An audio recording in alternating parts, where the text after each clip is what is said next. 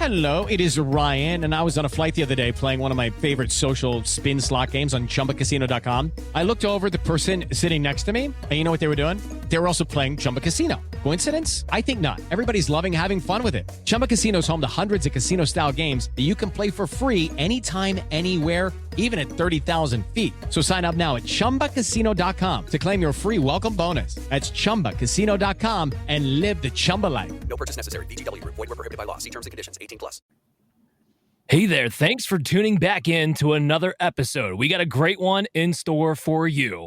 We have quarterbacks all show long and a special guest to help us break down our quarterback rookie rankings. You're not going to want to miss this. So Operation Domination starts now.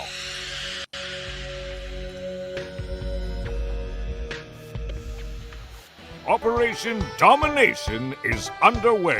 The ultimate game plan to dominate your NFL experience. With your hosts, Dan You gotta be confident about your Achilles when you Chase show up. Thornton, Yeah, I mean, I got him at Chris Hearing Stowhouse, about Mr. Pointless in fantasy in the sense and that Adam not pretty LaRue.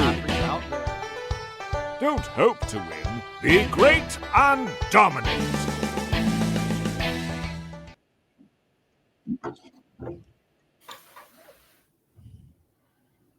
Well, all right. Let's get this off the screen so we can actually see our beautiful faces here on Operation Domination. Thanks for tuning back in. Listen, there was a lot that's happened. We were just going to talk about rookie quarterbacks. I swear that was all we were going to do. And then all of a sudden, the Giants made all these moves last second, and it's something we're going to have to talk about. Of course, we're going to get to the rookie quarterbacks as well. As always, I'm your host, Dan Mader. I'm joined here with Christy and Adam LaRue. Chase Thornton's out for this week, but we did get somebody special to replace him with. Let's introduce him now. Now, the moment you've all been waiting for. He's the best dynasty expert in all of fantasy sports. The one, the only, Jeremy Popielarz! It's a lot of hype to live up to there, Dan. How we doing, man? Look, I'm all you right. took the time to come on here. We want you to know that we love having you. I love coming on. I always love doing shows. It's a lot of fun. It's like connecting with everybody, and I've done your guys' a few times now, so it's always a blast. And I'm excited to talk about a quarterback class that a lot of people are a little down on. Not so much Russell Wilson, but I guess I'll do it. I guess I have to. You guys surprised me with that one. Left that off the show sheet. I see. Oh man, yeah. It was just so strange. So I was excited, and I'll get Chris and Adam how you guys felt, but I was excited about the idea that, look, if they drafted a quarterback who wasn't ready to start day one or whatever the case may have been, the possibility of Jameis Winston being week one. And I don't mean I was just excited because of what it could mean for Malik Neighbors, which I have a couple notes for of what it could have meant. But also excited for the idea of the reality show that would have been if it was Jameis Winston as the starting quarterback and Brian Daboll's red-purple face just turning on the sideline because of all the crazy interceptions that you knew were going to come. It would have been so much fun. I just think it would have been so much fun. But Chris, Adam, they signed Russell Wilson to a bigger deal, 1 year, $20 million deal. So you have to figure he is the starter week one now because Jameis Winston got backup money, 2 years, $8 million. I think it's worth up to 10, something like that. What were your reactions here? We'll start with Chris and go to Adam. Well, first, I was surprised we didn't talk about Tim Boyle signing first. I thought that was going to lead off the show about talking about quarterbacks. But no, not much of an upstep from Tim Boyle is Russell Wilson. And Dan, I think you still might get your reality show. Russell Wilson will be that guy turning him red and making him turn purple on the sidelines. That we'll be hearing about the New York media clamoring for Jameis. There were a lot of fans who were excited about the idea of having Jameis, and that kind of got poo-pooed really quickly. Russell Wilson signed there. There's not quite the same reaction. I'm with you. I think this is a disappointment in a lot of ways for Giant fans. I still wouldn't get too down on it in the sense where neither one of these guys are going to be long-term solutions. I still think the Giants are going to probably take a quarterback in this draft, and you're going to see both those guys, whoever the bench player wants it being, whether it's Jameis, it's Russ, that rookie, everybody's going to be clamored for because in New York media, whoever's sitting on the bench is better than the guy out on the field. Well, not the first round, though, right? I still think there's a great chance of that happening. I mean, there was a lot of reporting going on that Russ was still in the mix after the Jameis signing. There was a lot of talk about that Jameis's deal was signed. It was a 2-year, $8 million. Basically, it was signed to be that third quarterback, a backup to a backup in a lot of ways. So there was opportunity for Aaron Rodgers or Russ to still kind of sign there. And they talked like even coming into the Russ signing that there was going to be, and despite whoever they bring in, they're still going to be taking a quarterback in this draft. It'll be interesting to see this. That's what we're going to talk about next. First, I want to get Adam's reaction here. Look, fantasy-wise, Russell Wilson's toast. I mean, we don't care. Even Jameis last year, it was fun in spurts, but he was still QB 18 average points per games from weeks 8 to 15 when he started. But it was just the Malik Neighbors of it all. Like, what could have been with Jameis? Because he had Jerry Jeudy, who was wide receiver 3 on an average points per game during his weeks that he started. And even Cedric Tillman was wide receiver 19. The problem with Russ is that he hasn't supported a number one wide receiver since 2020 when DK Metcalf was wide receiver 8.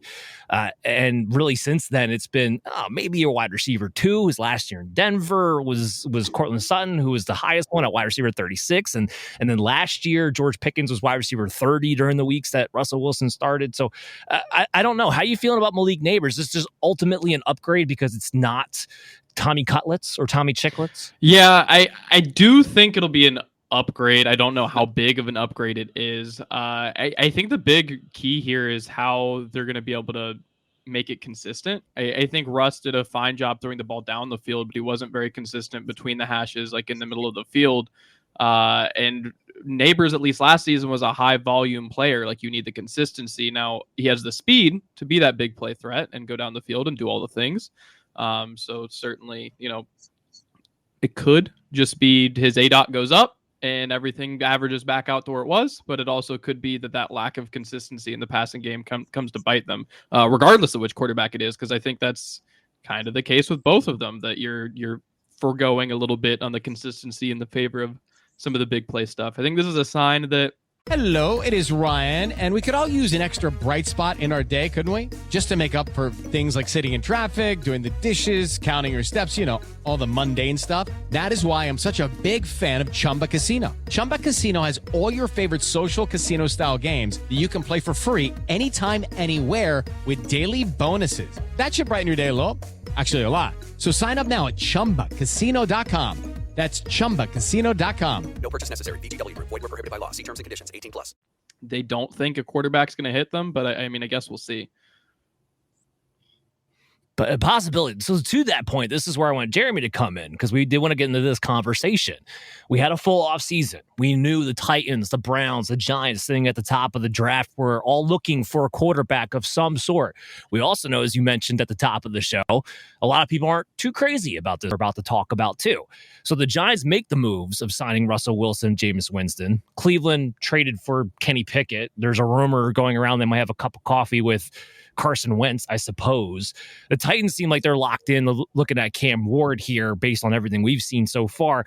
So based on the moves that they've made in this offseason, when you look at those three teams, do you think that they're all going for quarterbacks here at the top three, or has some of that changed for you?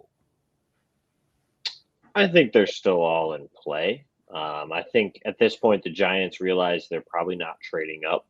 They're probably sitting there thinking it's unlikely that we get one that we really probably love at this spot. Maybe this signing also says we only really got two in mind. We don't really care for the third. So if one falls to them, they will probably take them. My guess is that they want Shador Sanders, and if he falls there, they will probably take him. If he does not, I don't think that they will actively look to say overdraft, Jalen, Milroe, Jackson Dart, etc. I think they'll just sit pretty, wait it out. They may take one a little bit later and hope that they become Jalen Hurts and kind of develop into maybe a starter or Brock Purdy, or they're just going to chalk it up and it's going to be Arch Manning season next year for the New York Giants. GM and coaching staff can't have that. They may, they may. We know how the New York Giants love the Manning. So, well, no. I mean, their staff can't have it because they'll all be fired. Yeah, maybe ownership not. will give them a pass. They'll be like, you know what? Because you got us, Manning, we'll give you another year.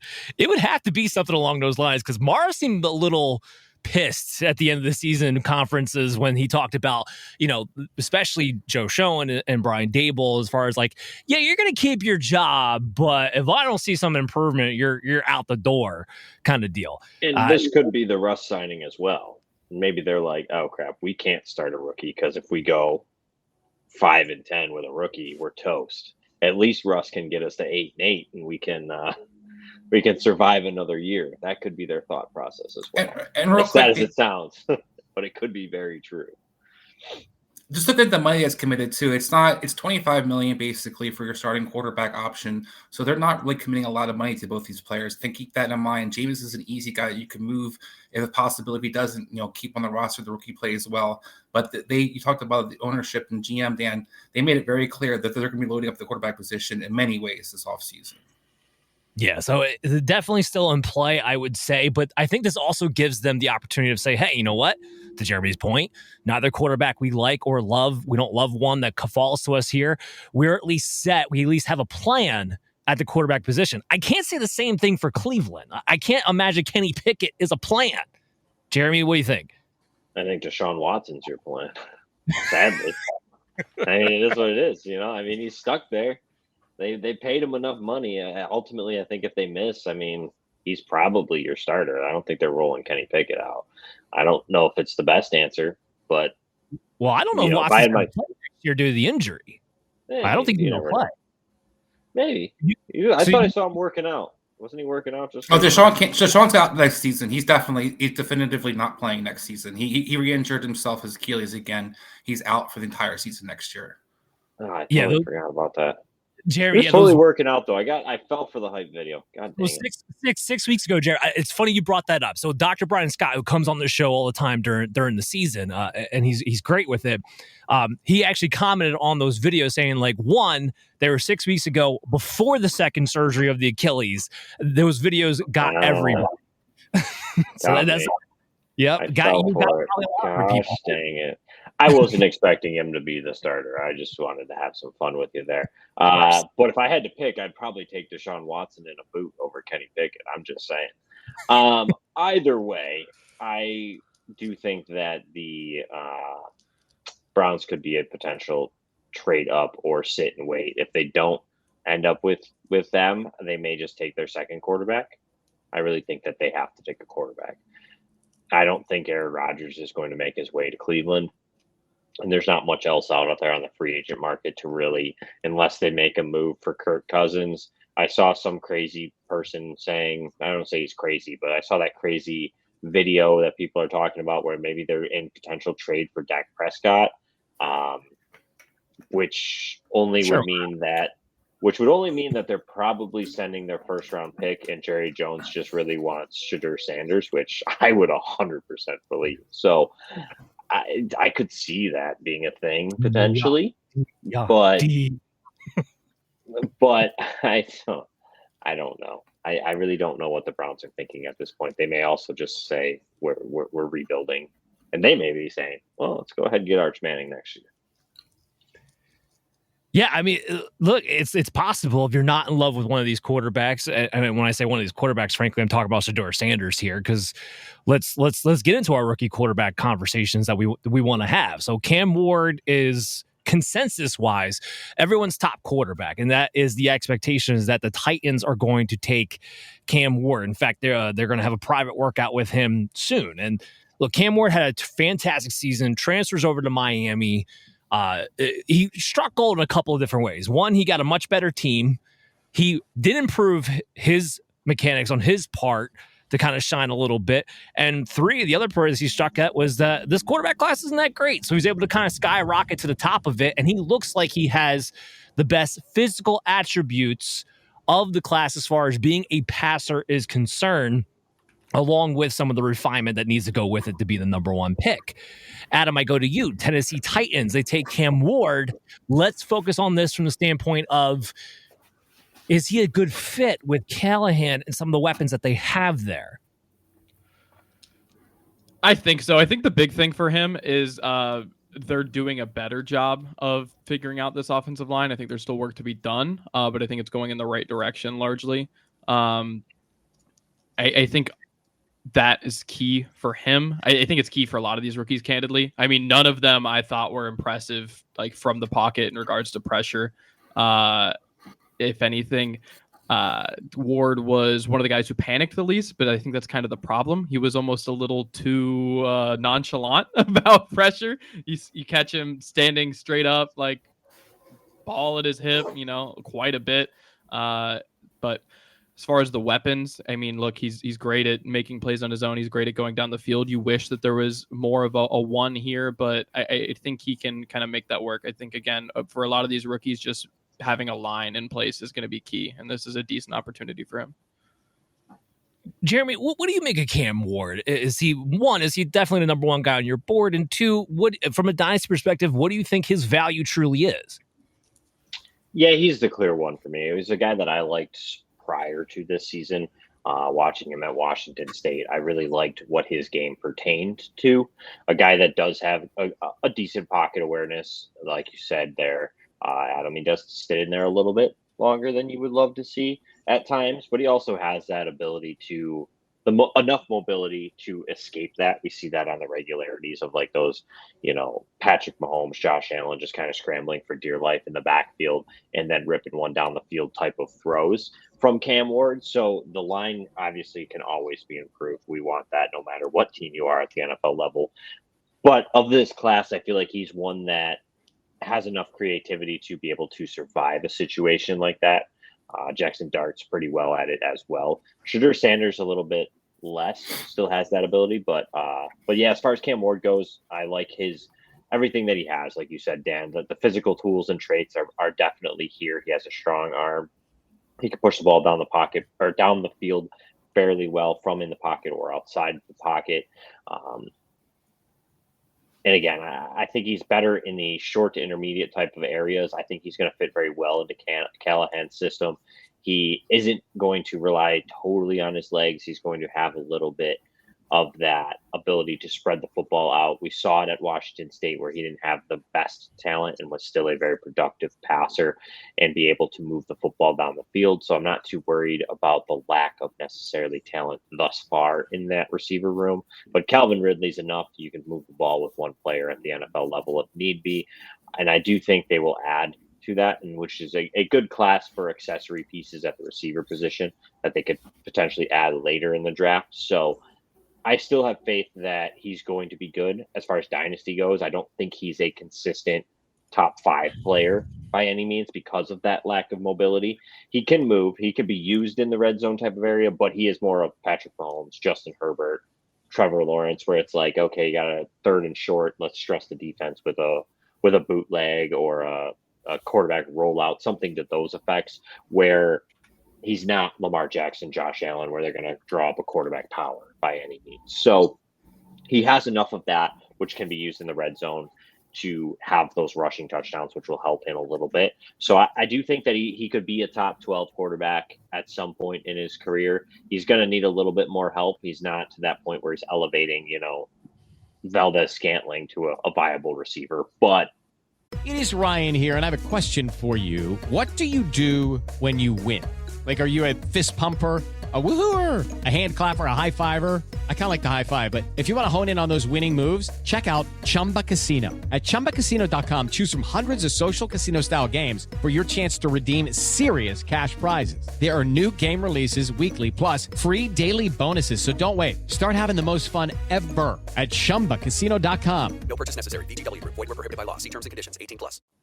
He definitely has the ability to distribute the ball well, smartly, and push the ball down the field. So I think he could fall into that low-end quarterback 1, high-end quarterback 2 regularities, the Kirk Cousins, the Derek Carrs of the past, similarities into that territory as far as a fantasy asset goes. Well, kind of add to the names that you're talking about there, I have him player comp to Jordan Love. I think they have a lot of the same type of skill sets. Deep thrower, mobile, but it's not going to be a dual threat rusher. But I like the fact he's going to give his receivers chances down the field, which in turn can also get you those big fantasy plays and those big blow-up games and have those possibilities. On the flip side, he also is somebody who's going to probably turn over the ball quite a bit. And I think we're going to see that especially early in his first year with the suspect offensive line and outside of Calvin Ridley, yet to see exactly exactly what the weapons are going to look like. I want to ask you one follow-up question, though. If you're in a Superflex Dynasty League, are you going to take Cam Ward or are you going to take Ashton Genty at number 1? Genty. Yeah. No, I'm in the same boat. I just wanted to see what you would say there. Of course, there are not everyone is Cam Ward number 1. Chris here might have a controversial take for all of us here. Chris, who is your quarterback 1? Yeah, I have Shador Sanders as my number 1. Look, I like Cam Ward. I'm a U fan as well. But I also want to point out Cam Ward played in college for 5 years. And in 2 years junior college, 2 years in Washington State, and then you had last year in Miami where he exploded. And I think a lot of the numbers that we talk about and all this kind of hype around him is based off the idea of what he did in Miami last year. But looking back what his career was very much closer to some of the people that we're kind of throwing shade on, such as Shedeur Sanders, and I'll get to him in a second. But Cam Ward, for example, his numbers in Washington State, the 2 years he was there, his average was approximately about 24 touchdowns, about 8 interceptions, about 65% completion percentage, 7.1 yards per attempt. Air yards were about 7.34 air yards. And he had an average sacked about 42 times a time. Excuse me, sacked about 42 times. So then he explodes last year. He has 9.5 yards per attempt. He has 5.2 yards air yards per attempt, and he was only sacked 22 times. One of the things you guys were talking about when we got to this Tennessee team was the offensive line and the need for a good offensive line. Miami's offensive line was way better than Washington State's offensive line, and I think that you got to see some of the results of that. Where Shador Sanders, on the other hand, had to basically carry 2 different programs. Started off at Jacksonville State, team that was 1-11 before he got there, turned him into a contender. Left after 2 years, went to Colorado, a team that had won 1 game the previous year. Got them ranked at some points in the season. Now they won up winning 4 games, but the following year they won 9 games. I bring it up because we throw the word winner around with quarterbacks a lot. This guy basically did carry his team. This isn't a situation where you're at Alabama and you won, or you're at Michigan and you won, where they have the things around you. This is a situation where they're rebuilding entire teams around you, and you're one or the 2 best players on your team. Yes, we all love Travis Hunter, who is a part-time receiver, but there was no other receivers for Shedeur Sanders to throw to on that Colorado team. Not one of them got drafted last year. Xavier Weaver was an undrafted free agent who made Arizona's team. No offensive lineman made the team. Nobody from the defense got drafted. Then the following year, this upcoming season, maybe you have Jimmy Horn gets drafted. Hunter maybe does. I say all that because we've seen Shedeur. I'm sorry, what did you say, Dan? Maybe. Yeah, maybe. So Hunter's going he's the first quarterback taken off the board, most likely. A receiver. We'll see what he does as a receiver or not. But I bring that up. I bring all that to points to say that Shedeur Sanders has the things that I look for as an NFL starter. Number 1, he doesn't turn the ball over. Number 2, he's been consistent. Number 3, you've seen it at all different levels, whether it was at Jacksonville State, whether it was at Colorado. Numbers, completion percentages were very similar. Touchdown percentages were very similar. Interception rates were very similar.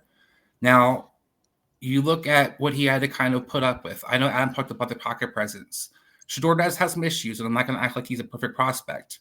But all different guys that we've kind of seen undersized and not have the cannon arms, such as the Baker Mayfields, such as the Bryce Youngs, such as Jared Goffs, who all number 1. This guy actually looks to me that has a skill set that I think projects very well in the NFL, which is he's willing to push the ball down the field. He's not just a guy who's going to spread it and throw it underneath. Now, he's very good at that, one of the PFF's highest scored guys, but also a guy who's a great processor, a guy who grew up idolizing Tom Brady, who wants to play the quarterback position from the neck up. I know everybody's enamored with athletes and guys scrambling around, and I know we're fantasy. But if Anthony Richardson, who is one of the most incredible athletes you've seen, can't get on the field and play, then he doesn't have a fantasy value. And to me, Shedeur Sanders is definitely a guy that once he's on the field, it's going to be hard to get him off because his team's going to rally around him. I think he's going to win. And I think he has the production and the skill set that's going to be able to do well in the NFL. Yeah, I mean, I don't disagree with anything you're saying about Shedeur. He is accurate. There's no doubt about it. It had the second best adjusted completion percentage in the nation last year. Highest completion percentage in FBS history. Yeah. I disagree, however, that he actively looks to throw the ball down the field. That's not what he tries to do. In fact, when I watch the tape, for the most part, if it's available to him, he does take that shorter throw. Well, the air yards don't necessarily match that, Dan. That's kind of why I brought up the air yards were for his average depth of target. His average depth of target was only 134th ranked. It was only 8.1. It absolutely does on that count. Which I bring that up because that's very similar to what Cam Ward had at Washington State with a rich, crappier offensive line. So I think when you have a guy who could, if Shador Sanders would have stayed this year and went to play Alabama next year, or went to Ohio State last year, what kind of numbers could he put up? And that's kind of where I think we get so enamored with what we saw Cam Ward do, and we like the idea of we could be Patrick Mahomes, and I love him. To my comp, Dan, is Zach Wilson, because I love Zach Wilson, but I also realize that you talked about the turnovers, that gets you on the bench. And if you're not completely accurate, and it's not just being completion percentage accuracy, it's getting the ball where it needs to be, which Cam Ward does struggle at times. He gets the ball in the area, but it's not always where it needs to be for accuracy-wise. I think Shedeur does all of those things, and we've seen guys like undrafted guys like Brock Purdy become guys who would be franchise quarterbacks because what they're able to do is throw in the middle of the field. I'm not saying Danny's throwing 40-yard bombs, but he did lead all the last 2 years, both in PFF last 2 years, he had the most attempts of 40 yards. He had the highest completion, second highest attempts of 40 yards, and had the second highest completion percentage over 40 yards. So it's not a guy who's just dinking and dunking out there. Not this past year. Not this past year. His 40-yard passes? 40-yard passes this past year, he was not. He was actually down, I believe it was 40th in completion percentage in pass attempts over 40 this past year. 2023, he was second. So the last 2 years combined, I'm sorry. It's the last 2 years combined. So you're right. So I just wanted to make sure it was clear from that standpoint. Look, I think Shador Sanders is going to be a very good NFL starting game manager, but this is a fantasy show. And I don't know from a fantasy perspective what you're really going to get out of Sanders. He's not mobile. Minus 176 yards over the last couple of years. He's not going to get you big splashy plays consistently. That's not his game. He's going to game manage. I have Teddy Bridgewater comp to him, and I had a higher grade on Teddy Bridgewater than I did on Shedeur Sanders coming out as well. Because with Bridgewater, how does Jared Goff get points? How does Baker Mayfield get points? How does Joe Burrow get points? I'm going to get to that in a second. First of all, Joe Burrow's a way better prospect, and he does get the big throws, and he does throw it all around the field. That's not even a comp, and he's a better, more mobile than is. So is Baker Mayfield. Why? But besides all, because they get more rushing yards and they use their legs more. That's why it's more productive. That's how that works. They're both more productive than he was as a rusher in college. But besides that, Teddy Bridgewater, you got a game manager. That's what you got. His best year is 2015. He had 14 passing touchdowns, and he had 192 rushing yards that season. So when you're a game manager, even if you're playing a lot, you're not always going to get a ton of fantasy points. Now, some of those other guys you mentioned who rely on accuracy and processing to be fantasy stars, well, they had the opportunity, one way or another, to land in high-octane offenses. Maybe Shedeur Sanders gets that. I don't think he's going to get that with Cleveland. I don't think he's going to get that with New York. His best bet for his fantasy output is to fall. I don't know if it's going to happen or not.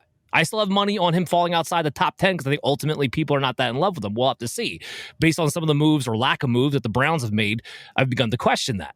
But that's what it takes for a guy like that to be fantasy relevant, in my view. Which is why, we'll get to him in a little bit, because I want to ask Jeremy and Adam about Shedeur Sanders, but it's why I have Jackson Dart ranked ahead of Shedeur Sanders, because I know what you're going to get with his legs. I know you're going to get some of those flashy plays. Do I think Jackson Dart from an NFL standpoint... What is Jackson Dart's 40? Do I think Jackson Dart from an NFL standpoint will be a better prospect than Shedeur Sanders as an NFL starter? No, I do not. But you are going to get more of his legs, who had almost 500 yards rushing. You are going to get more big plays down the field. So that's why I have him ranked a little bit differently in that standpoint. Jeremy, what are your thoughts there? How to have fun anytime, anywhere. Step 1, go to ChumbaCasino.com. ChumbaCasino.com. Got it. Step 2, collect your welcome bonus. Come to Papa welcome bonus. Step 3, play hundreds of casino-style games for free. That's a lot of games. All for free? Step 4, unleash your excitement. Woohoo! Chumba Casino has been delivering thrills for over a decade. So claim your free welcome bonus now and live the Chumba life. Visit ChumbaCasino.com. No purchase necessary. VGW Group. Void where prohibited by law. 21 plus. Terms and conditions apply. Between Shedeur Sanders and Jackson Dart, or just on Shedeur Sanders? Away. So Shedeur Sanders, I think, is an interesting case. He's not an elevator as much as we want to try to make him to be that. He really isn't. And I know we're talking about drafted and not drafted, but Jimmy Horn's a pretty dang good college receiver. Will Shepherd was also a pretty high prospected player as well. Really fell short a little bit this past year. There's also LeJohntay Wester, I think is his name, also a pretty solid receiver for Shedeur Sanders. So he had talent. And the argument will say that he had more talent or less talent than Cam Ward, I would continue to disagree as well. Outside of Xavier Restrepo, and even at Restrepo, like they weren't a super talented squad in Miami. Like, and the one won't, and then the offensive line is not better. To be honest, and there's a tight end. The Rowe is going to get drafted. Arroyo missed a lot of games as well, and Xavier Restrepo may not get drafted. That 4.8 is going to sink him terribly. So I wouldn't be so sure to say that also Jimmy Horn's not going to be, or LeJohntay Wester won't be, or Will Shepherd for that, to be honest.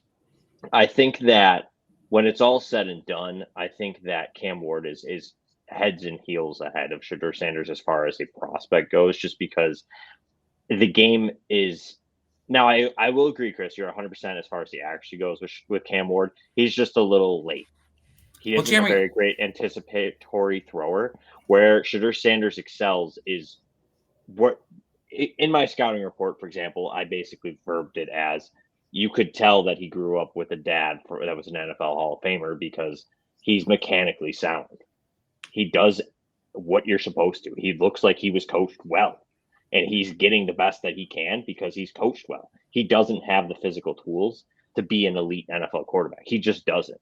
He doesn't have the arm strength. When he tries to throw down the field, he's underthrowing guys, he's overthrowing guys. It's just not there for him deep down the field. If he's trying to throw across hashes, you saw that Nebraska game where they telemarked it very easily, picked him off, and walked in the end zone. Like, he doesn't have the arm strength. His ball has a significant arc. I can say that when you're talking for Cam Ward though too. You mean and Ward struggles, but that's this whole class. Jackson Dart does as well. I mean, arguably Jackson Dart's the best deep ball thrower of the class. So like you can argue it in every category, but I just think the issue with Shedeur Sanders is he is so unmobile. The other issue is I said it as well as far as like, not that he's broken yet, but like he does bail early. He is almost programmed like to be playing with a bad offensive line.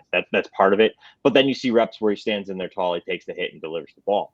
So it's a very inconsistent thing with Shedeur Sanders at times as far as like bailing early. So you're not really sure what we're going to get. But the positive side, like you said, Chris, is he is calm, cool. The lights aren't going to be too big for him. He grew up with Dion as a dad. So like he didn't turn the ball over with all that going on. I mean, I think that's huge. And he does that and had a high completion percentage. I mean, that is we knock all these things, but he completed 74% of his passes. Correct. I don't know how he's like category. Well, like, but Tua was not the top 5 player. I mean, I think people like Bo Nix, Jeremy. That was what Bo Nix did, and like that's all he did last year. So my point that's what we're getting is Bo Nix, Tua Tagovailoa. They're not elevators. Bo Nix isn't amazing. Bo Nix was great because he had his rushing ability and was getting the ball out of his hands. Like, I mean, that's what he does. What they are is that's what most of the quarterbacks outside like 5 quarterbacks do. That's what I'm getting at. Yeah, no, and I'm going to 100% agree with you. But that doesn't lead to fantasy success. That doesn't lead to longevity. The overall quarterback position at the NFL level right now is just bad. Like, I mean, you had Tommy DeVito starting games. Like, it's bad outside of the elite few. And then after that, it gets very dicey and rough. I think that Shedeur Sanders is the second best quarterback. I do think that. I do think that there's a lot to like in this game. And Chris, you outlined a lot of it. Do I think he's going to press the ball down the field at the NFL level? No, I don't think he has the arm talent. But does he have the talent to deliver the ball on time, in rhythm, in a very good offense that's built that way? The a-las of the Rams the Miami Dolphins, the San Francisco 49ers. Those situations, if he falls into one of those, are very good for him. But if he falls into a situation where he's asked to be the guy, for example, Josh Allen, Lamar Jackson, Patrick Mahomes, like that's not him. Joe Burrow. Like, I mean, Burrow's got more playmakers, but like that's not Cam Ward either, though. And it may not be, but Cam Ward has more of that physical tools to overcome that. Shedeur Sanders doesn't. Do you know what I mean? So like, yes, Shedeur Sanders is a better processor. Yes, he's more accurate. Yes, he has the anticipatory. Is his mechanics cleaner? Yes. The questions will really come: where does he land? Can he get the support? It's skills. It's not skills. I'm not saying he's unskilled. It's a marriage of it all that really has to come down to it. And I think the issues that Cam Ward have can be fixed because his completion percentage isn't terrible. You're talking about a guy at 65. It's not like it's Anthony Richardson's 55. Like, you know what I mean? Like, no, I think Cam. Like I said, I think Cam Ward's good, but he's been consistently around that. I guess that's what I was trying to point out. Like, I'm not a guy who's against Cam Ward, and I definitely think he has explosive abilities. But what he also has is a lot of things. His mechanics are poor. He does do lock on the guys. He does throw late a little bit. He relies on an arm. He doesn't have a Josh Allen arm or a Patrick Mahomes arm. He got a decent arm. And if Cam Ward came out last year, people all of a sudden love him now. But Cam Ward was on people's radar at Washington State. They liked him as a possible guy. Adam, you jump in whenever. Adam and I talked about him a lot last year. That Cam Ward was a guy like, hey, maybe he comes out, we like it. But as a sleeper, it was not as a guy who we thought was going to be explosive. We gave him that title because it's like what he did for Miami shines. But what Shedeur gets the same look at is like, well, you're just, we saw that already from you, even though you won 9 games, even though you put up similar numbers, even though you were a Heisman finalist as well, you're just not even the same class as Cam Ward. And I think that's something that I struggle with because you talk about the things about, Shedeur does process all the things which are important for picking up blitzes, are important for, making sure for pressures. And it is things that I can understand bad habits. And I definitely, don't want to have somebody who's going to have bad habits. You see Jimmy G, you see different guys, Derek Carr, when they get in that bad habits of, getting hit. We saw Jared Goff go through that as well.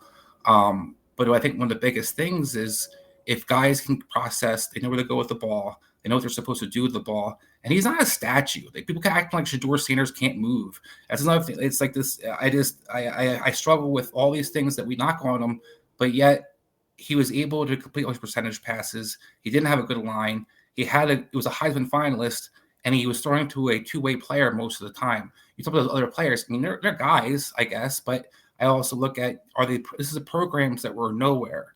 And this guy put 2 programs on the map. And I think that's something that we talk about, it's a lot about winning as a quarterback position. And this is one guy actually showed me he did it. I'm going to throw this. I'm too far. Just fair shake real quick. Like, Miami was pretty bad too prior to Cam Ward, just saying. They were.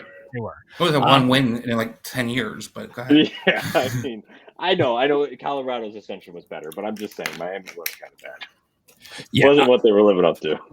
I want to throw this in here too, and then get to Adam on all this. So the other guy that he's comped to quite a bit is Geno Smith. And I see a lot of similarities between Shador Sanders and Geno Smith. Somebody who later on in his career did wind up being a low-end QB1 for one season. But similar to Geno, this is what I worry about.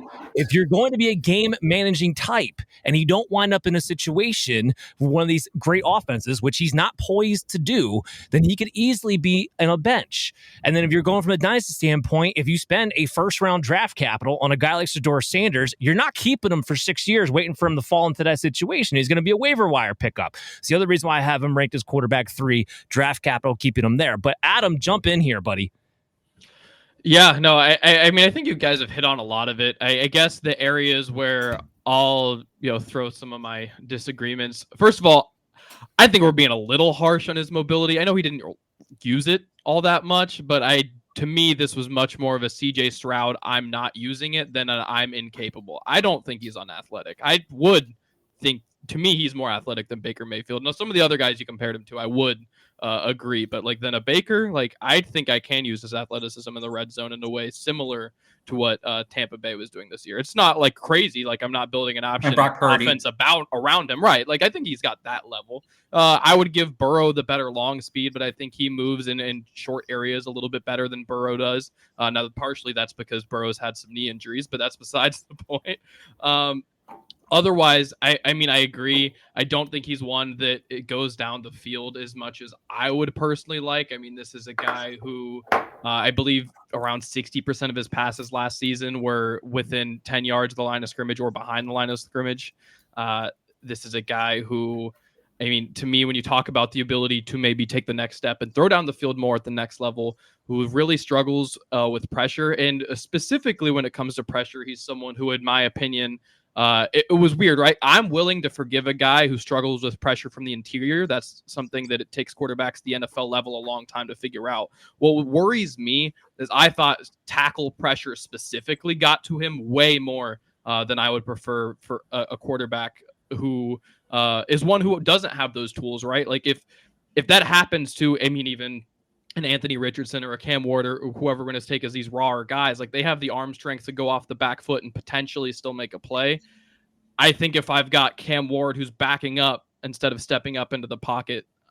Step into the world of power, loyalty, and luck. I'm going to make him an offer he can't refuse. With family, cannolis, and spins mean everything. Now, you want to get mixed up in the family business. Introducing The Godfather at ChumbaCasino.com. Test your luck in the shadowy world of The Godfather slot. Someday, I will call upon you to do a service for me. Play The Godfather, now at ChumbaCasino.com. Welcome to the family. No purchase necessary. VGW Group. Void where prohibited by law. 21 plus. Terms and conditions apply. I don't know that he has the physical ability to throw himself out of that situation. Again, I think the short area speed we're underrating a little bit here, and he can kind of work his way around that way, but it's with being struggling under pressure, I would hope that you have more tools to overcome that. The completion percentage from a clean pocket is great, and if he has an opportunity to just get the ball out of his hands quickly, I think he can be successful.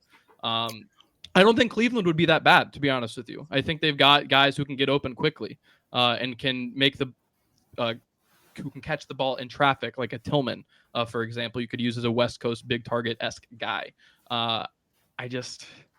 To me, he's not the guy who I'm going to gamble on big in Dynasty, but he is someone who, if he was a low-end starting quarterback at the NFL for the next 6-7 years, like I wouldn't be past it. I mean, look, Kenny Pickett got a good handful of years. Daniel Jones made it deep into a second contract. He's better than those guys coming out to me by far. So I do think he's a real starting quarterback. Just for me, from the perspective of fantasy football and Dynasty, like I'm not super excited about what he can be. In terms of the upside, I think he's someone who you look to upgrade over him as a super flex guy when you can. Well, so Adam, go ahead and take us into the Jackson Dart part of that conversation, who is on most people's, within the top three. These are the top three consensus quarterbacks we're talking about. Where does he stack up with value?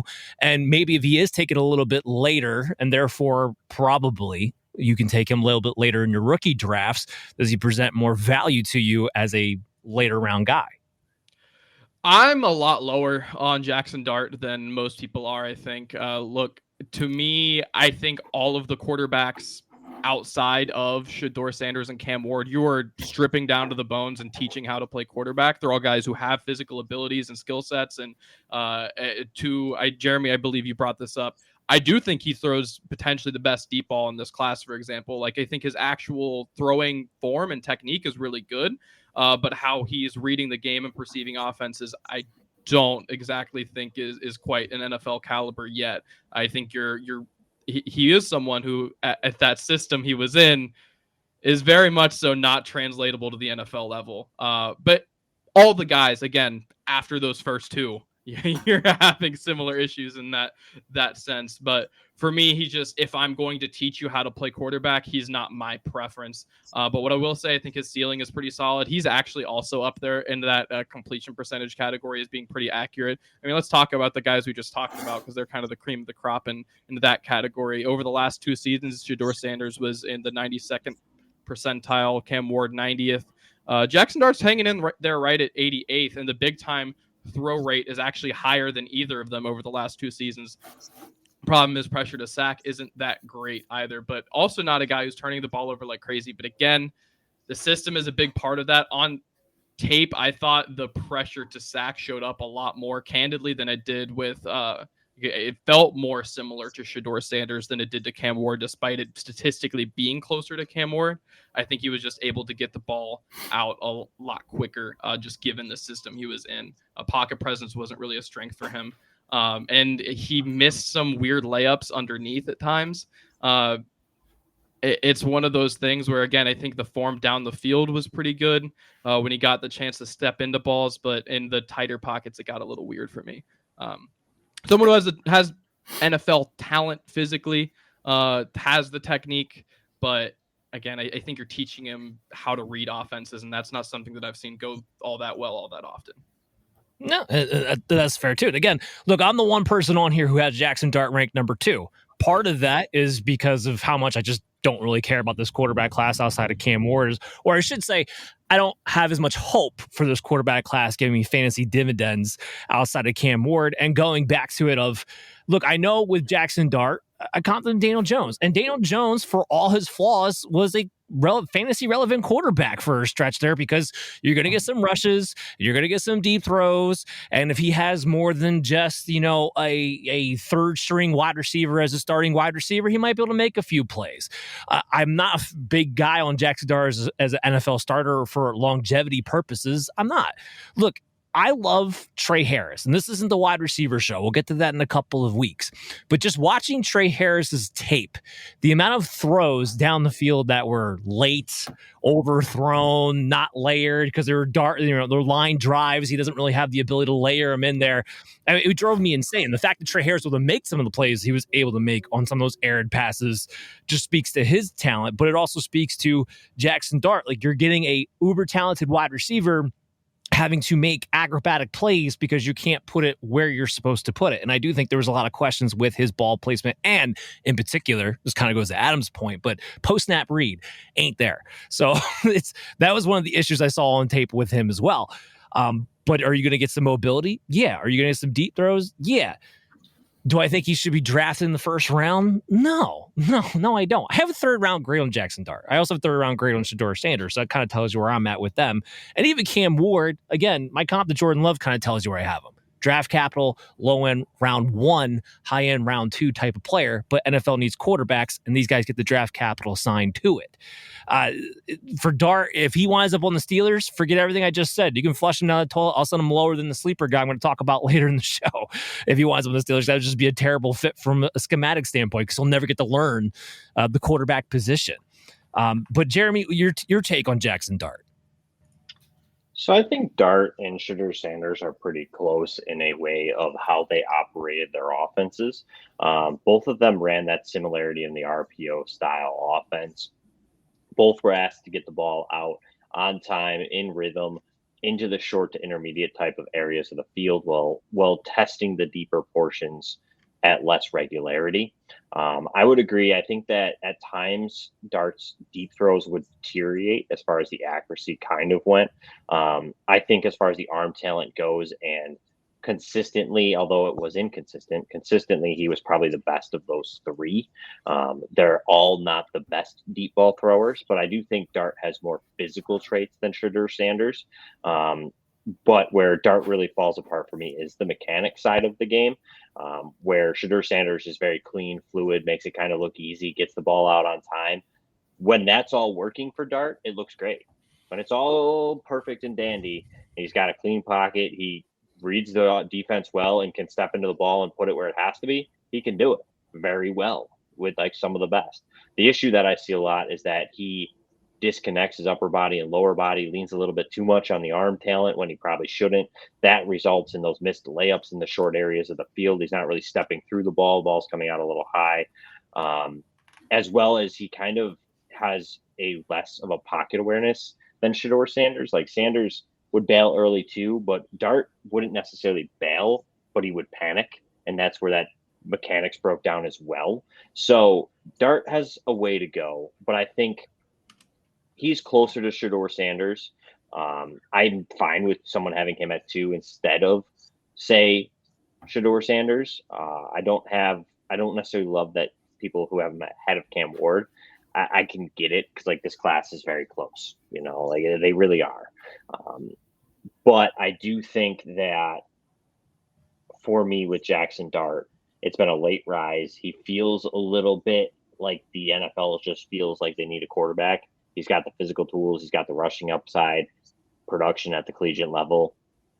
Seems like it. Maybe we'll give it a shot. But there's definitely question marks. I do think that he has a way to go. Although I will disagree with you, Dan, as far as like, I think Pittsburgh would be okay. I think they would kind of run that Arthur Smith, run the ball pretty heavy, build him. Maybe they would let him run more of a shotgun RPO, a little bit of what we saw from Desmond Ridder in his time in Atlanta. And maybe we get a little bit of that. I don't think that would be terrible for Jackson Dart.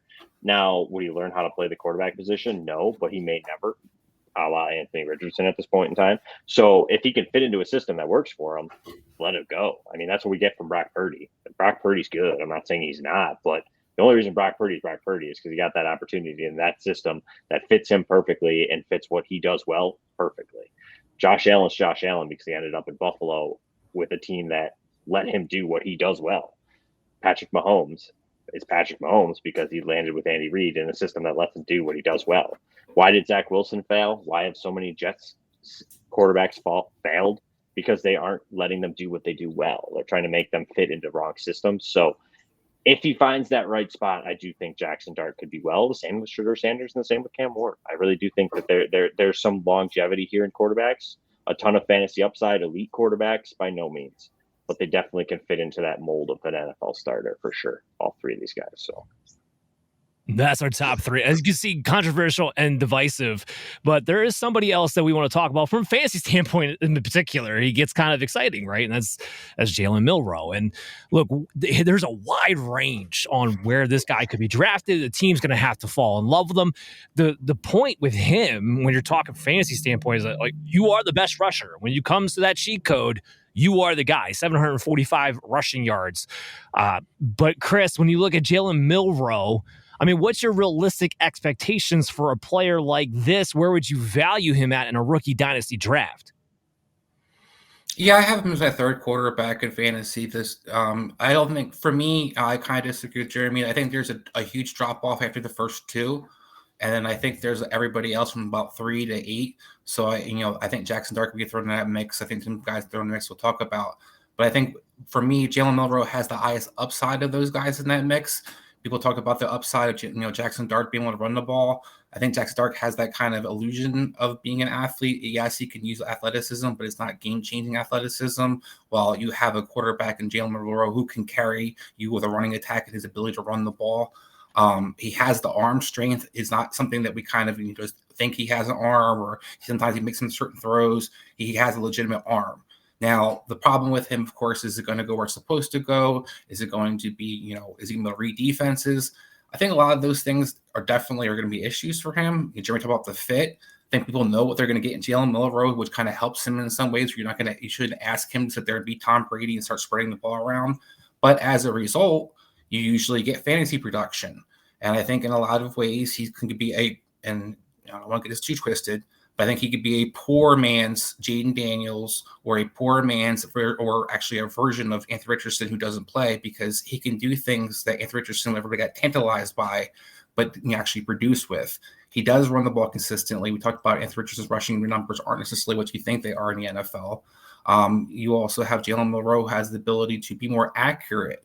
And he's not the guy who I think is going to be, one of the pretty contests in accuracy, but it is a guy who can make some throws, has gotten better as he got progressed. I saw actual improvement versus Anthony Richardson, who I saw no improvement out of Florida. And then we talked about, last week's show where I had to kind of, see improvement as he got benched, but it took him getting benched to finally work on the craft.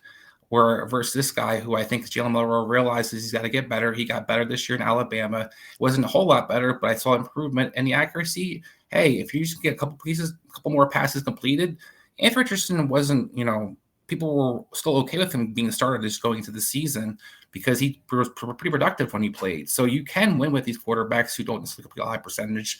Jalen Hurts is a guy kind of jumps to my mind. And fantasy-wise, We know the guys who can run, the guys who can be physical, and a guy who can take hits, especially in the red zone area, tend to be gold mines. So Jalen Milroe is a guy who I would definitely take a shot at Dynasty as that third quarterback on my board.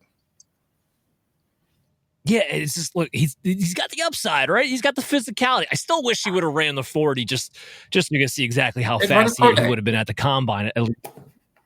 I know, but I'm saying at the combine. Pro days, you get a little wonky. I got to add 0.5 of it or 0.05 of a second, and we got to get on all that and who was actually using the stopwatch. My point being is that if you actually ran, even though we know he's fast, it's one of those guys that if he actually ran at the combine, he probably would have got hyped up even more because they saw how much faster he is than every other quarterback, almost double counting in some senses there. It would have actually helped his draft capital, which I think is a big case with Milroe. You mentioned Jalen Hurts. Yeah, I've heard that comp before. And now Jalen Hurts by no means coming out was a great passer. He's somebody who had to develop, and he still has issues to this day making reads and whatnot. But mechanically, he was still superior to where Jalen Milroe is now. So for me, when I look at Milroe, I'm like, are you going to get drafted in the third round in the NFL draft, that is? Or are you going to get drafted in the back end of day 3? I think that's going to make all the difference in the world. If he gets drafted in the third round, I think he's got a real chance for a team to actually want to spend the time to develop him. If he's going to go to back end of day 3, we may never hear from him again because of where he's at as a passing quarterback. My comp for him was Malik Willis from that standpoint, the guy who needed to get ripped down. Now, the good thing about Willis is that, well, he has some pop now, right? We got to start for a few games for Jordan Love, performed pretty well on the ground. They played to his strengths, and still wasn't the greatest of passers, but now maybe he's somebody who could wind up down the road getting a shot again at some point because he had that. I could see something happening for Jalen Milroe, but his draft capital is going to go a long way in as far as, am I talking about a guy 6 years from now maybe gets a shot, or a guy who maybe 2 years from now, depending upon his situation, gets a legitimate shot? And I think that's the kind of the case with Jalen Milroe, because he's bad from everything inside the pocket. Like his pressure sack ratio is 18%, even though this guy's fast, because he just has a lot of bad post-snap reads.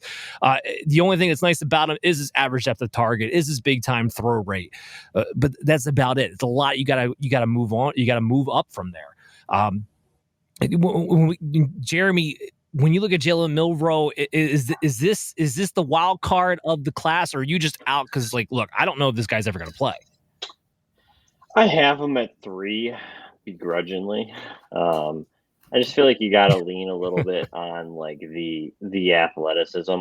He feels closer to Jalen Hurts than like Anthony Richardson would be, I'd say, as a prospect. Like, I feel like Hello, it is Ryan, and I was on a flight the other day playing one of my favorite social spin slot games on ChumbaCasino.com. I looked over at the person sitting next to me, and you know what they were doing? They were also playing Chumba Casino. Coincidence? I think not. Everybody's loving having fun with it. Chumba Casino is home to hundreds of casino-style games that you can play for free anytime, anywhere, even at 30,000 feet. So sign up now at ChumbaCasino.com to claim your free welcome bonus. That's ChumbaCasino.com and live the Chumba life. No purchase necessary. VGW. Void where prohibited by law. See terms and conditions. 18+.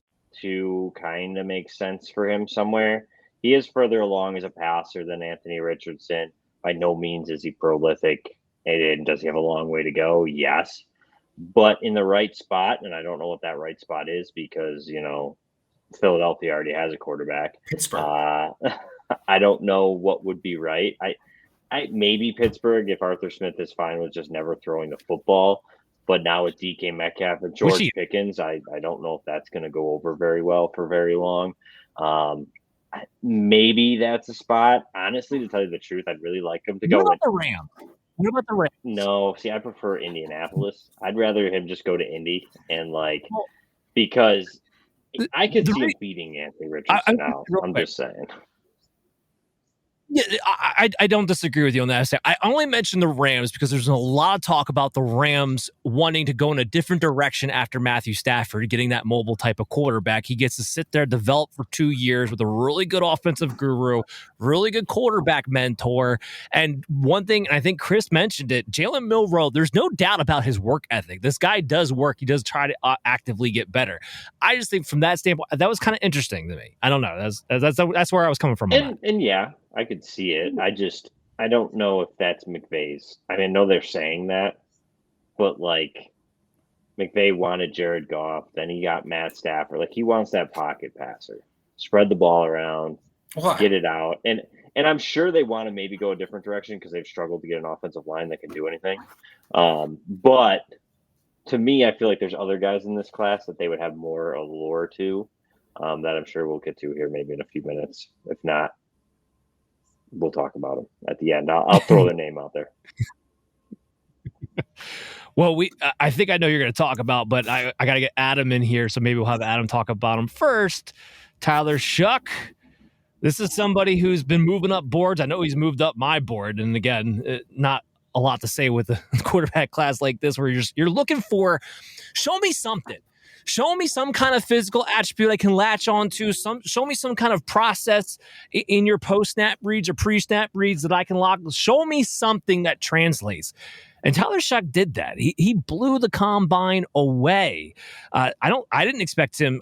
I watched his tape in Louisville. It looked fine. I didn't expect him to run a 4.63. That completely and utterly surprised me that he was that quick off the line.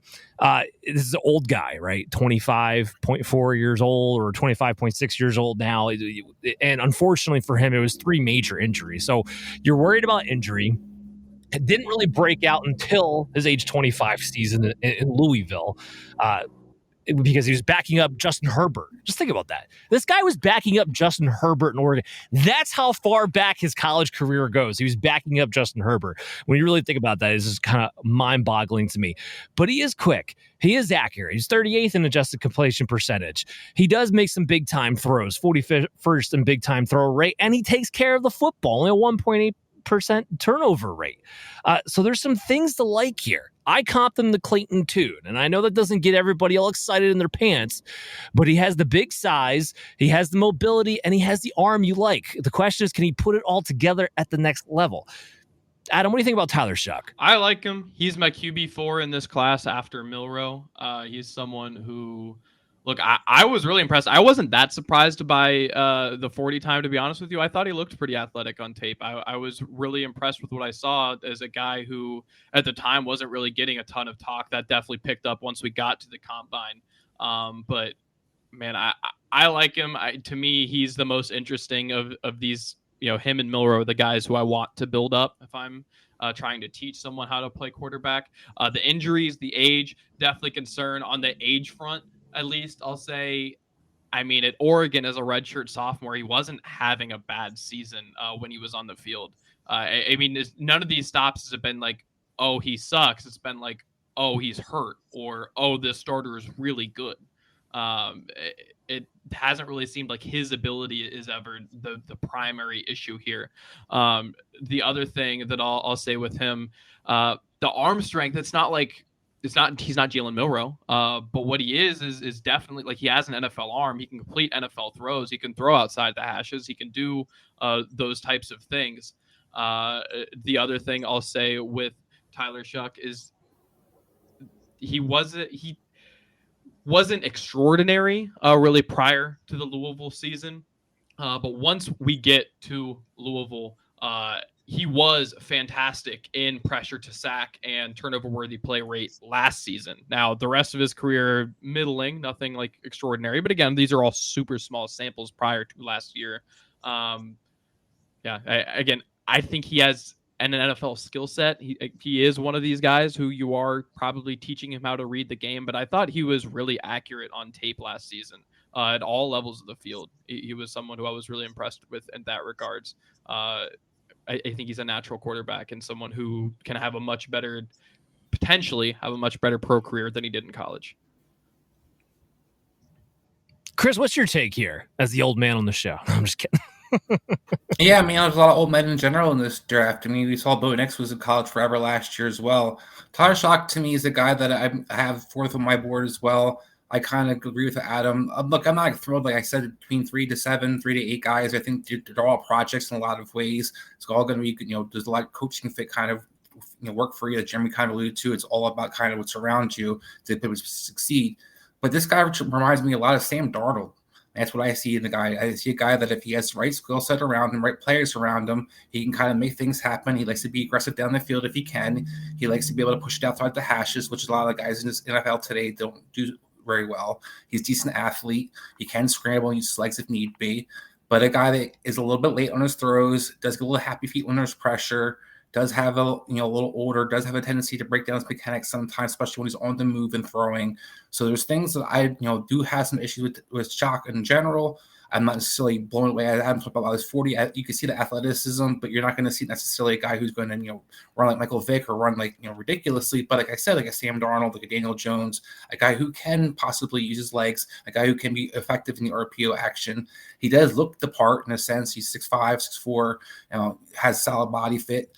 But the injuries is probably the things I'm biggest concerned about. The guy who has that much injury history, a lot of things that can go wrong for that. So as an athlete, you got to kind of not make people miss, but you can see as a Daniel Jones, once he had that kind of injury, how much that affected him. If you're not that great in the first place, you get injured, it can definitely set you back. So it's a guy, Dan, in fantasy wise, I'll take a shot, but I'm not spending very high draft capital on Tyler Shough. No. This is totally like if you're in the 4th, 5th round, it maybe even be able to get him not drafted potentially. But as somebody who had been climbing up the boards, Jeremy, is this who you had in mind? Chris mentioned Sam Bradford, Rams. Is that what you're talking about? Negative. That is not. What's your take though? My take on Tyler Shough. Yeah, I'm not overly excited. Old player. It's probably why he was better. It's usually what happens with the quarterbacks. The older they get, especially at the collegiate level, they get better. Feels like a career backup. I just don't think he's going to get a shot to be a starter. I mean, maybe he gets a shot. I just don't think it's going to succeed, kind of like Sam Darnold, like Chris had mentioned. Not that I totally agree that they're the same player, but nor that they're going to get the same draft capital, but feels like a guy that if he gets anywhere close to a shot, it likely doesn't work out the first time around, and then just journeymans his way around, potentially gets a shot later in his career. Not really overly excited. I like the Clayton Tune call. That's basically probably what his NFL career is going to be as well. I think that's kind of what I saw. I think you're going to have higher draft capital than Clayton Tune. I think that's going to be the big difference. Like, I didn't put my board necessarily based on draft capital. I know we didn't talk about the start of the show that we're going to, but a lot of this opportunity for you to get a chance to start. But from what I'm hearing, a lot of those teams talk about at the beginning of the show, like the Giants, Cleveland. If they don't get one of those quarterbacks in the top, a lot of them talking about trading, back in that first half, the first or the back or beginning of the second, and taking one of those quarterbacks. So, and Shough is the guy that seems to be one of those high guys on the board.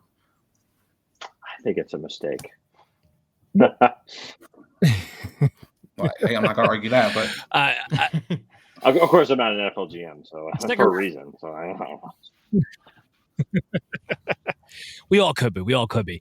All right, so let's end the show on our sleepers. Jeremy, what's one quarterback sleeper we didn't talk about that you have your eye on?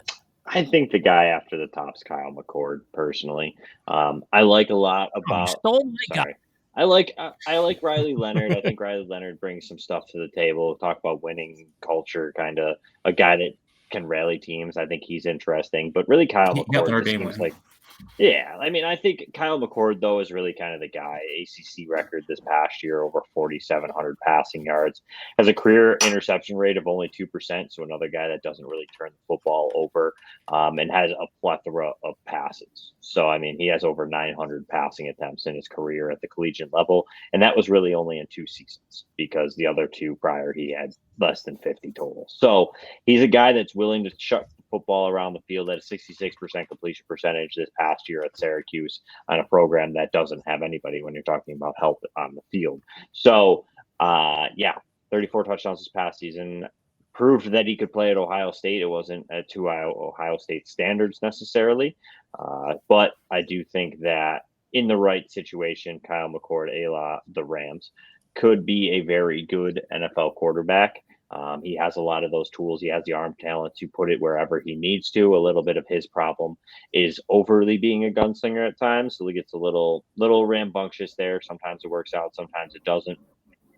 More mobility than he's given credit for, and just a lot of physical tools that are there, but he needs some time. So I think that's where a situation, the Rams, even the Giants, if they chose to wait a little bit, play behind Russell Wilson a little, give him a shot or something to that extent. I do think that McCord has at least the talent to be a backup for a long time at the NFL level and potentially get a shot, maybe the Geno Smith career arc, later in his career.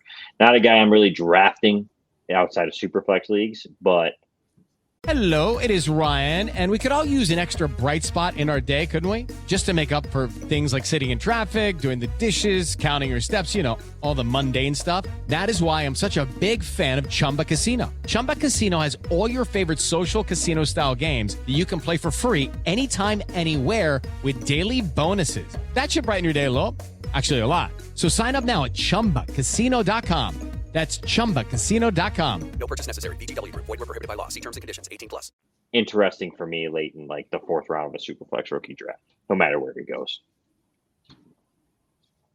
Well, since you stole my guy, I totally agree with you, obviously, for a lot of the reasons you just kind of laid out there. The biggest one for me, and we've talked about how important it is to see these guys improve. This is a totally different quarterback I felt like I saw in Syracuse and what I saw in Ohio State. When it came to specifically his footwork mechanics, he actually finally got his feet planted shoulder width apart, not super overextended wide, not falling off his tippy toes, not throwing off his heel. He got his footwork mechanics really down there in Syracuse, and it paid off in a big way where all of a sudden, to your point, he's able to make all the NFL throws, and it's obvious he's able to make all the NFL throws that I questioned with his ability to really be able to do in Ohio State. So big market improvement in my mind from what I saw there in Syracuse. That was the big number one thing. I see I comp them to Derek Carr. I see a lot of Kirk Cousins. I see a lot of Brock Purdy, guys who have good arms, who can hit all the throws. They're not necessarily going to blow you away in any capacity. They're not going to be the overly great, mobile scramblers or anything like that. But he's a guy who plays in that type of West Coast zone system. He fits it so well. It fits it so well in play action, hitting that intermediate throw. To your point, and it's kind of the Jackson Dart thing as well. I don't know what it is with these guys, this quarterback, this class. Nobody can layer the football. It's all like, I got to see a beeline in order to get it there. If I have to layer this and drop this in a bucket at all, it's getting picked off or it's going to be late behind the wide receiver. He also suffers from that as of now. But because he made that improvement that he did from Ohio State to Syracuse, that a lot of it comes with mechanics. To your point, if he takes another couple of years, is able to keep tweaking that, keep working on that. This is a guy who I see like, you look like an actual NFL quarterback passer to me. And that's something I cannot say about a lot of the quarterbacks in this class. So I second your Kyle McCord sleeper. Adam, who's your sleeper you have your eye on? Well, the answer is really Shough. Like, I think he is a sleeper just in the sense that, I mean, I'm going to be honest with you. I talked, how much I like him. I have a day 3 grade on him. In fact, I have a day 1 grade on Cam Ward, a day 2 on Shedeur and Milroe, and everyone else in this class to me is a day 3 guy. So then the other guy who I think is worth drafting before the 6th round outside of Ward, Sanders, Milroe, Shough, and Dart is I think Dillon Gabriel is going to be a backup in this league for a long time. I don't think he's ever someone who you should ever give a starting opportunity to. Let's be clear. And that's functionally what the end of this draft is. There's nobody who I'm particularly interested in giving a shot. I think the teams that are trying out Quinn Ewers, for example, are out of their minds for even considering such an idea. But with Dillon Gabriel, I think he understands the game fairly well. To me, he is the guy who understands pressure, by far the best in this class. I think the only argument is the guy who you just talked about in Kyle McCord. And I'll give the shout out to Shough, who did it really well 1 year at Louisville, but has no long-term sustained success within the pocket and within, uncovering pressure. To me, that's really impressive. I didn't think he was particularly accurate, but his completion percentage to me is fairly high. I believe, I have the number right here, 97th percentile as well, right in line with Shador Sanders. I think he's less accurate than Shedeur Sanders, but I think that's a testament to him understanding the defenses. And all of that having been said, he's going to be someone who's in quarterback rooms for a long, long time, just because he can be the guy that's holding I was going to say clipboard, but these days it's a tablet. But nonetheless, he's going to be that guy, I think, for a long time. And I think he's someone who, in the right system, you're not necessarily afraid to play the wide receivers when the quarterback goes down. Now, I'm never playing him. He'll never be in a fantasy starting lineup, even in Superflex. Let's be super clear. But, he's someone who's going to bounce around the league, in my opinion, for a while, and a name that I think you should know, like at least going into the NFL. Okay. All right. Chris, who's your sleeper? I'll go with Curtis York from Indiana, a guy who I like a lot in the NFL, but also a guy that fantasy-wise I think has a chance to be productive. A guy who was effective in the red zone, was the highest PFF scoring guy in the red zone last year.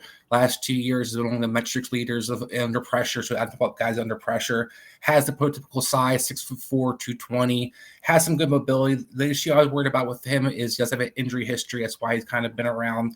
But his production was very great in Indiana last year. He played the second half of the season injured for the entire half of the season. Still was able to kind of be very productive, 29 touchdowns, only 4 interceptions. He doesn't turn the ball over, guys. He doesn't turn the ball over. He had 7 interceptions is the most he's had as a starter. Usually have between 25 to 30 touchdown passes per season. It's a guy that, like I said, has decent mobility, has decent athleticism, can make all different throws, doesn't turn the ball over. A guy who I think in today's NFL can get on the field, maybe be a productive starter for a couple of weeks here or there, maybe for a season or two. Adam talked about different guys. They have chances. Like I said, 3 for. I'm looking for guys who I think have the best chance of being a prolonged opportunity and keeping it. Nathan Rourke's one of those guys who I think if he gets on the field, has a chance to actually become a starter for a period of time and maybe could actually become somebody's franchise quarterback down the road. This is somebody I go draft a lot, high on fantasy, like I said, but you talked about some guys taking flyers on 4th, 5th round. Nathan Rourke to me is a guy that I take that shot on just a little bit before Colin McCord. I like it. Well, guys, it's going to wrap it up for our quarterback rookie edition. I cannot wait for the draft. By the way, just to throw this in here real quick, we are going to have a live draft special live from Nashville from the Fantasy Football Advice Network. So make sure you guys are tuning in for that because that's going to go, obviously on YouTube at FF Advice Net. And it's going to be a great, fantastic time on that Thursday night for that first round. Maybe day 2. We're still working on the details on that part, but definitely day 1. So make sure you check out Fantasy Football Advice Network. Make sure you check out Operation Domination on your favorite podcast app available to you. And Jeremy, man, thank you so much for coming on to the show. This is an annual thing. I look forward to this every year now having you on. It's been a fantastic time. And let people know, who you are, where to follow you at, what you want them to check out. Yeah, for sure. Thank you again for having me. It's always a blast. I enjoy it. But they can find me on X or Blue Sky at Popes FFH. Pretty much I link everything and anything there. The FTN Dynasty podcast as well if you're more of a podcast person. And then all the written work and everything like that is over at ftnfantasy.com. Awesome. Guys, we'll see you next week for the running backs. We'll have another guest on for that too. That's going to be a big conversation we're going to have because the running backs are here to stay in 2025. We'll see you next week. It is Ryan Seacrest here. There was a recent social media trend which consisted of flying on a plane with no music, no movies, no entertainment. But a better trend would be going to ChumbaCasino.com. It's like having a mini social casino in your pocket. Chumba Casino has over 100 online casino-style games, all absolutely free. It's the most fun you can have online and on a plane. So grab your free welcome bonus now at ChumbaCasino.com. Sponsored by Chumba Casino. No